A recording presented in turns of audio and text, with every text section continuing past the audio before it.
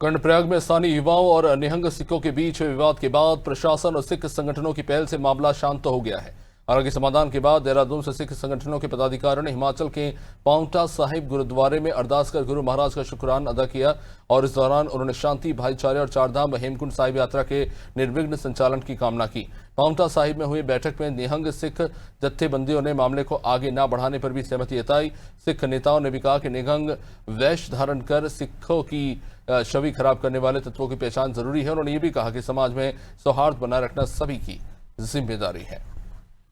जी, आज हम एक शुक्राने की अरदास करने के लिए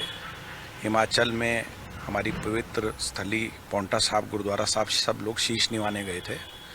और वहाँ हमने अरदास करी, श्री गुरु चरणों में शीश निवाया और हमने माननीय प्रदेश के मुख्यमंत्री जी का भी शुक्राना करा कि उन्होंने जिस तरह बहुत ही संवेदनशीलता से, धैर्य से और अपनी सूझबूझ से इस कर्णप्रयाग वाले विवाद को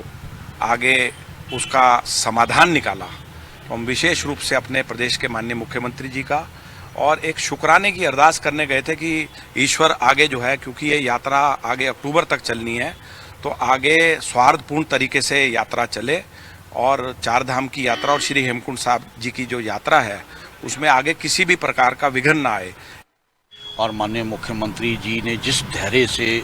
इस निर्णय को आगे बढ़ाया और इस पूरे घटनाक्रम पे अपनी निगाह बनाए रखी और शांति बहाली को लेकर, उत्तराखंड वासियों के आपसी सद्भाव प्रेम को लेकर, भाईचारे को लेकर आज वहाँ अरदास की गई और उस अरदास के बाद आज हम लोग वापस लौटे हैं। और इस पूरे प्रकरण में जिस तरह से कालनेमियों की भूमिका निकल कर आई है, और हमारे उत्तराखंड प्रदेश में तो ये कालनेमी अभियान बहुत पहले से चल ही रहा है, तो अब ये आवश्यकता महसूस होती है कि पंजाब के अंदर भी ये कालनेमी अभियान की आवश्यकता है। बहुत से ऐसे लोग जो छद्म वेश में निहंग वेशभूषा धारण करके सिक्खी को बदनाम करने का काम करते हैं। निहंग गुरु की फौज है, दशम पिता की फौज है और दशम पिता की फौज बहुत ही संयम से, प्यार से और मीठी बोली का उपयोग करती है। तो ये कालनेमी अभियान पंजाब में भी चलना चाहिए।